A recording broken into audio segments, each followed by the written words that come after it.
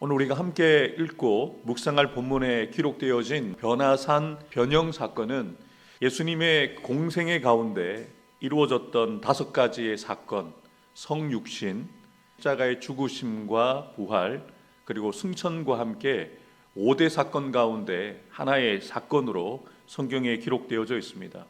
변화산 변형 사건은 예수님의 그 순환에 대한 1차 예고의 말씀을 들은 이후에 제자들이 혼란스러워하고 불안한 가운데 있을 때에 제자들에게 자신이 잠시 동안 고난을 당하고 십자가의 죽음을 맞게 되어질 것이지만 결국에는 자신이 부활할 것이고 또 승천하여서 영원한 승리자가 될 것이라는 확신을 주시기 위해서 보여주신 사건입니다.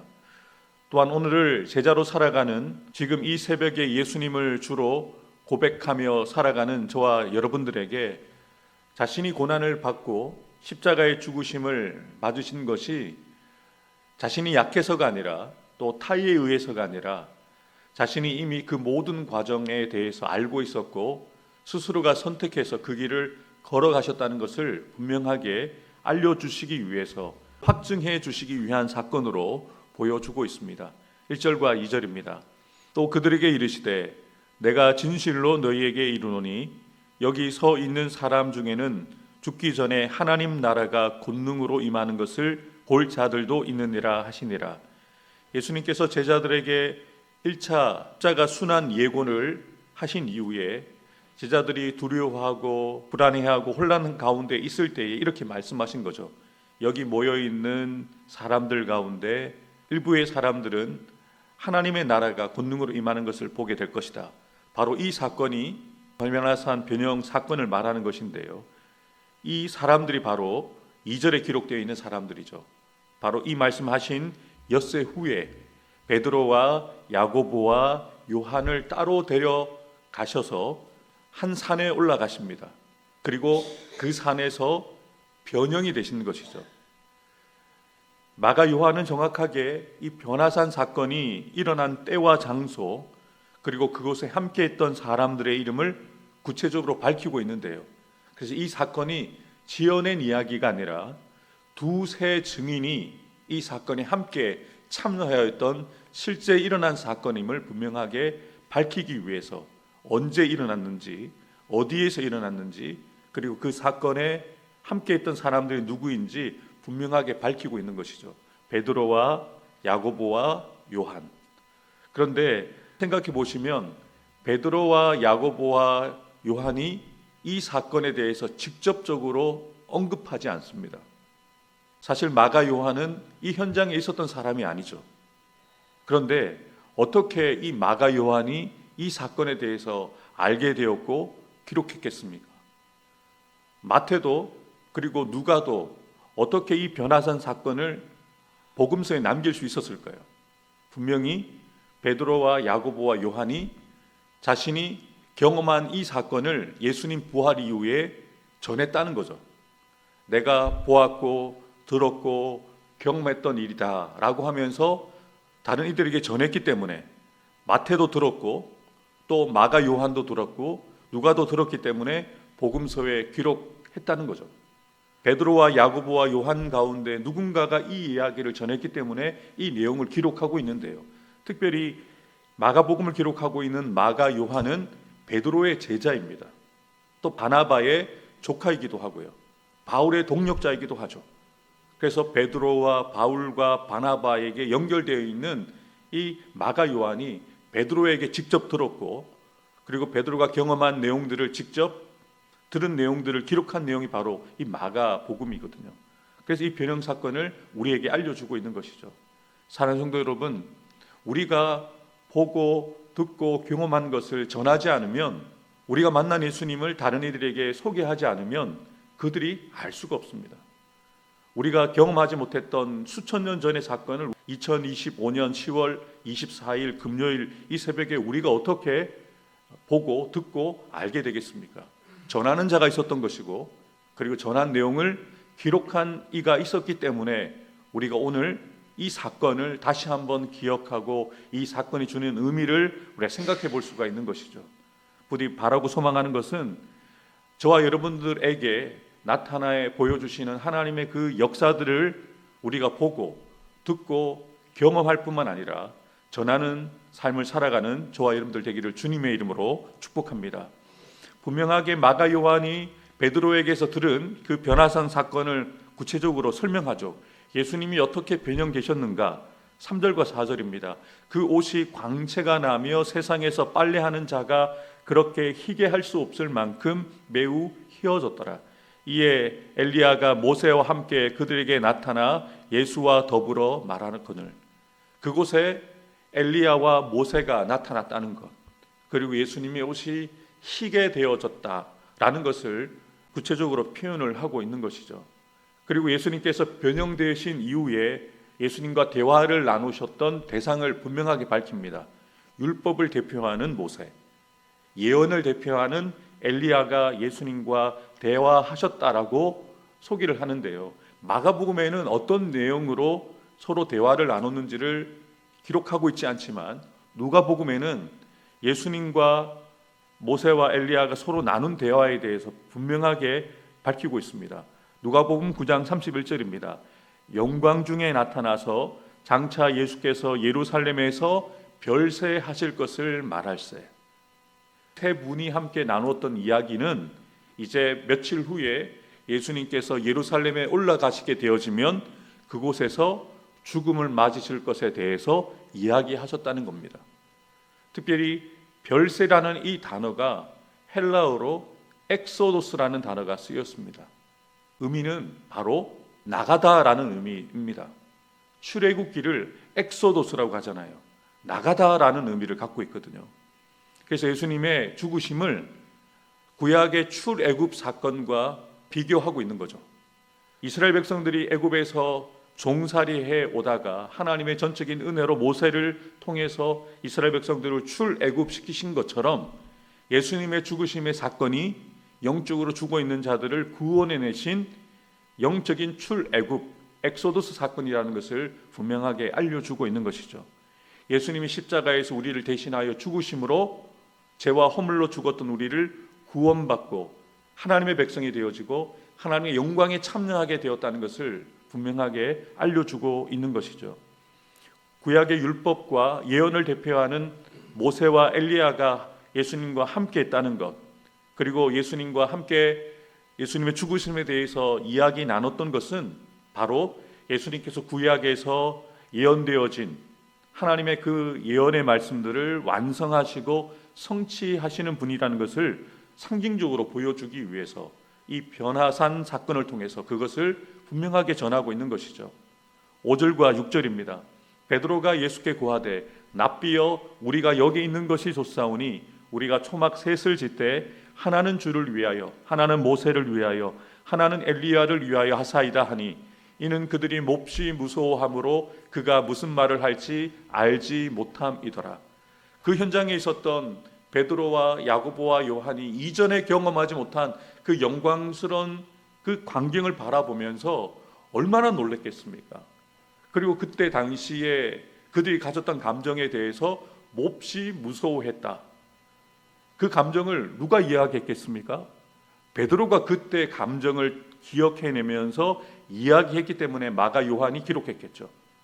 그리고 지금 베드로가 자신이 하고 있는 이야기가 어떤 이야기인지도 모르면서 했던 내용들을, 그 말했던 자신이 이야기했던 내용들을 마가 요한에게 이야기했기 때문에 마가 요한이 그 내용을 적었겠죠.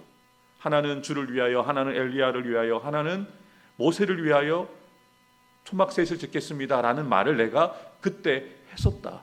단지 그때 내가 두려워했고 놀랐던 그 마음이 있었다라는 것을 이야기하고 간증했기 때문에 이렇게 기록되어진 것이죠. 이 모든 광경들을 바로 곁에서 직접 보고 듣고 예수님과 모세와 엘리야가 나누고 있는 대화를 들었던 거죠. 그 현장을 보고 있었던 거죠. 경험했던 베드로가 예수님께 이런 청혼을 드렸다는 사실을 분명하게 밝히는데요. 이 베드로가 예수님께 요청하고 있는 내용이 예수님이 이 변화산 사건을 그들에게 보여주시고자 했던 의미하고는 정면 대치되는 내용이었던 거죠. 예수님께서는 하늘 보좌를 버리시고 이 땅 가운데 성육신 하셔서 우리와 같이 인간의 몸을 입고 우리가 당하는 고난과 죽으심을 경험하게 되어짐을 통하여서 우리를 살리시고 우리를 구원하시기 위해서 이 땅에 오셨고 이 땅을 사셨고 이 땅에서 죽으셨다는 것을 보여주시기 위함인데, 베드로는 단지 지금 보고 있고 듣고 있고 경험하고 있는 이 영광스러운 광경이 너무나도 감격스럽고 놀라워서 그 현실에 안주하고 싶은 거죠. 그 영광스러운 그곳에 머물기를 원하는 그런 인간적인 마음을 표현하는 것이죠.